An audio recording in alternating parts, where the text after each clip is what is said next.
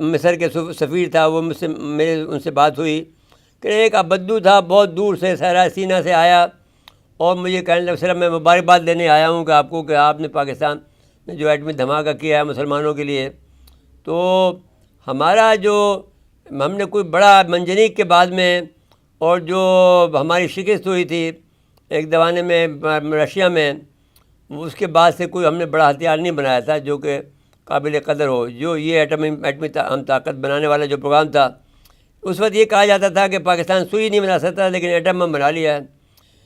تو بہرحال یہ پوری قوم مبارکباد کی قابل ہے اور اللہ تعالیٰ کا شکر ادا کرنا چاہیے کہ انہوں نے یہ ہمیں فخر عنایت فرمایا.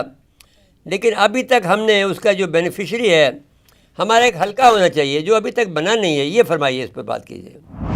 پہلی بات تو یہ ہے کہ نصر صاحب آپ کا اپنا ماشاءاللہ بڑا کنٹریبیوشن ہے، اس کے اوپر آپ کی کتابیں ہیں، میں نے بھی لکھا ہے لیکن وہ کچھ مطلب پبلش نہیں ہوا کسی وجہ سے، کچھ چیزیں سیکورٹی وجہ سے. اور بھی میری کتابیں ہیں، Gwadar on the global chess board, geopolitics, nuclear پہ بھی ہے. تو اب جو ڈاکٹر قدیر کا رول اور ڈاکٹر سمر مبارک، مطلب پوری ٹیم اور اتنے سارے لوگ ہیں، سب کو پوری کوشش، میں نے پوری قوم کا ہے اس میں. ایک اور بھی کہہ لیکن ہم ایڈ کر لیں، ڈاکٹر اشتیاق کا بھی رول ہے. جو کتاب آ رہی ہے آج چھپے آج ہو جائے گی.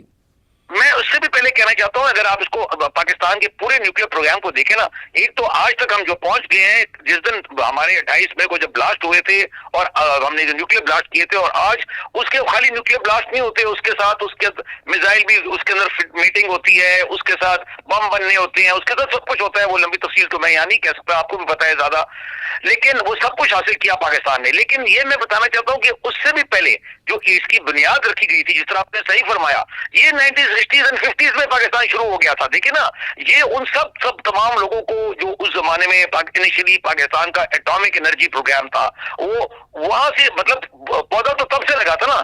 یہ جو ملتان والی تو 72 میں ہوئی نا، اس پاکستان کی ڈھاکہ کے فال کے بعد. لیکن اصل پروگرام تو پہلے کا چل رہا تھا. اگر پروگرام ہی نہ ہوتا تو ایک اتنی جلدی تو نہیں نہ بن سکتا تھا پروگرام. میں تو سائنٹسٹ کو ٹرین کرنا وہ 1960s میں ہی کام شروع ہو گیا تھا.